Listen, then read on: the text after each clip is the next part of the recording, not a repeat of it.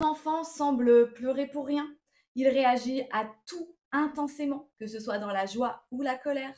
Il absorbe les émotions des autres, quitte à se faire polluer. Il se sent souvent débordé. Cette vidéo est faite pour toi. Ton enfant est probablement hypersensible. Et oui, ton enfant a un fonctionnement émotionnel différent des autres personnes. C'est une richesse à condition qu'on la comprenne. Cette vidéo sera en 3 parties. Premièrement, je te reprends scientifiquement ce qu'est et brièvement l'hypersensibilité, parce qu'on pourrait en faire des encyclopédies.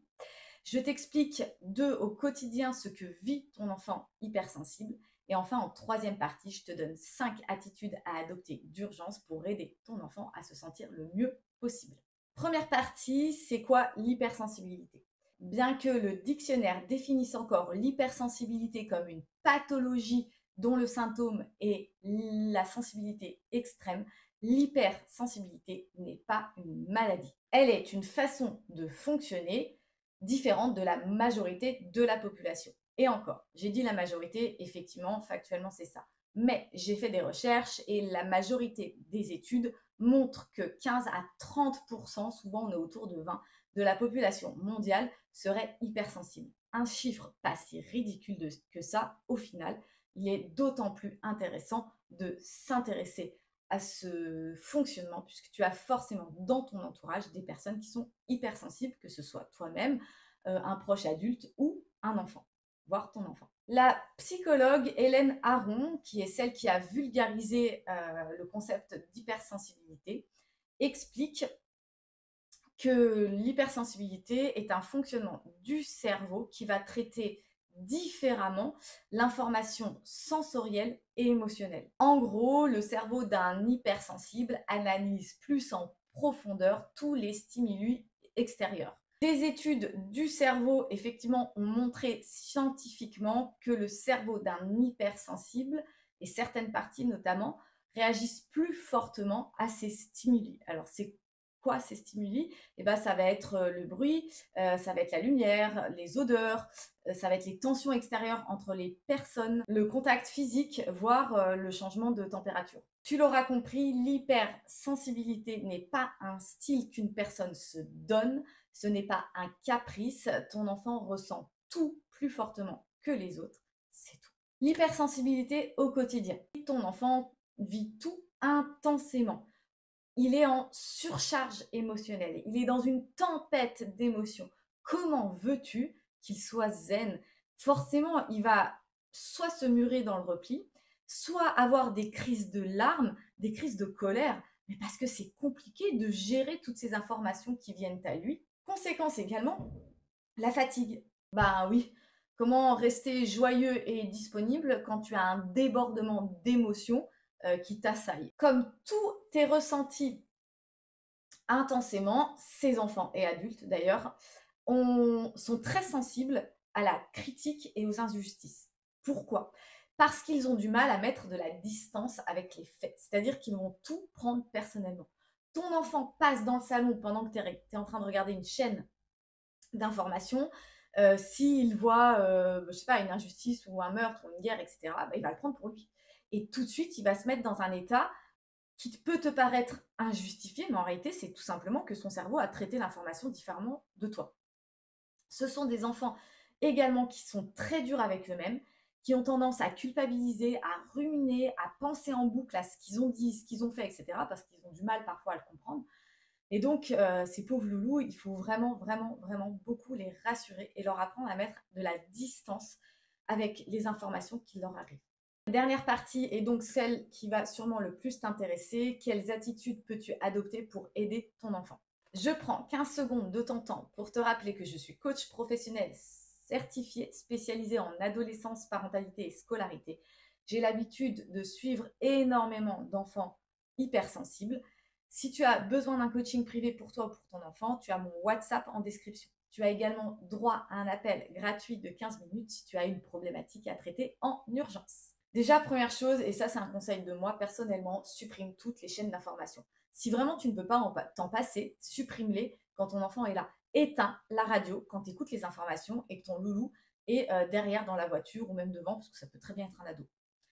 Personnellement, ça fait 8 ans que j'ai arrêté de regarder toutes les chaînes d'information. Quand je veux savoir quelque chose, c'est moi qui vais aller lire un article sur internet. Et encore, c'est très rare. Pour te dire, j'ai appris 3 jours après que la reine d'Angleterre était morte. Est-ce que le monde a continué à tourner? Oui. C'est pas parce que je m'intéresse pas à ce qui se passe dans le monde que je suis pas empathique, mais justement, si je le suis, je vais l'être beaucoup plus et ça va me gâcher une partie de ma vie. Ça va être pareil pour ton enfant hypersensible. Deuxième chose à faire, très très importante, ne minimise pas les émotions de ton fils ou de ta fille. Évite les phrases telles que tu exagères un peu, c'est pas si grave. Non, parce que pour lui, ça l'est. Préfère les phrases telles que je vois que tu en as gros, ça doit être difficile pour toi. En réalité, ton enfant a besoin de ton oreille et non de ton jugement. Troisième chose, anticipe les moments de surcharge émotionnelle. Je sais que pour toi, parent, ça va te demander une charge mentale très importante. Mais rassure-toi, tous les parents sont là-dedans. Que tu sois parent d'un enfant qui a un TDA, qui a une maladie ou tout simplement qui a une timidité extrême, on a tous à gérer le lot de la parentalité. Donc ne te victimise pas. Effectivement, tu as un enfant hypersensible. Il va falloir que tu mettes en amont des actions en place. Exemple, tu vas dans un mariage ou dans une fête, prends-lui un casque anti-bruit. Tu vas aller dans un marché où tu sais qu'il y a du monde, tu peux toujours lui prendre le casque s'il a envie de le mettre, mais tiens-le toujours en contact physique. Aie toujours une main sur son épaule, la main dans la tienne, etc. Ne le perds pas de vue, ne perds pas le contact physique avec ton enfant. Ça, c'est des exemples, mais il y en a plein d'autres. Donc, anticipe les moments qui peuvent l'amener à une crise de larmes intense. Quatrième chose, use et abuse, mais vraiment, vraiment, de tous les livres, toutes les vidéos qui peuvent aider ton enfant à mieux gérer ses émotions. Plus il va pouvoir mettre des mots dessus, plus ce sera facile. J'en profite du coup pour faire ma pub, puisque moi j'ai sorti ce petit livre, La confiance en soi et moi. Ici, tu as la version fille, mais il existe en version garçon également, qui aide notamment là, en activité 5, c'est 21 exercices pratiques. C'est gérer mes émotions, voir ce qu'elles font dans mon corps. Mais tu vas avoir aussi, je ne sais plus à quelle partie, en gros, la vie des autres, c'est la vie des autres. Et ça apprend à ton enfant à te dire que certaines choses ne m'appartiennent pas et mettre de la distance. Voilà, enfin, moi je te le conseille forcément, je prêche pour ma paroisse. Mais très sympa, mais tu as plein d'autres ressources sur Internet. Cinquième et dernière partie, pratique toi-même la positive attitude. J'en parle d'ailleurs dans mon petit cahier d'activité. La loi de l'attraction, c'est que le positif attire le positif. Si tu vois toi-même le verre à moitié plein, ton enfant verra le verre à moitié plein également. Et je suis persuadée que tu préfères qu'il vive une crise d'émotion dans la joie plutôt que dans la colère et la tristesse. Donc apprends-lui à voir les choses de façon positive. Les enfants agissent et apprennent par imitation. Et d'ailleurs, j'en viens à ma conclusion puisque j'ai terminé la vidéo. Pour un enfant hyperactif, toi, parent, tu es son phare en pleine tempête émotionnelle. Tu es vraiment son repère, tu es les bases de la maison. Donc, montre-lui comment faire. Et d'ailleurs, j'ai oublié de le dire aussi sur la confiance en soi. Toi aussi, aie confiance en toi. Si ce n'est pas le cas, n'hésite pas à te faire accompagner. J'espère que cette vidéo t'aura été utile. Si c'est le cas, je te laisse mettre un pouce ou t'abonner. Si tu as d'autres sujets en tête, n'hésite pas à me les mettre en commentaire. Et je te dis à bientôt pour une prochaine vidéo.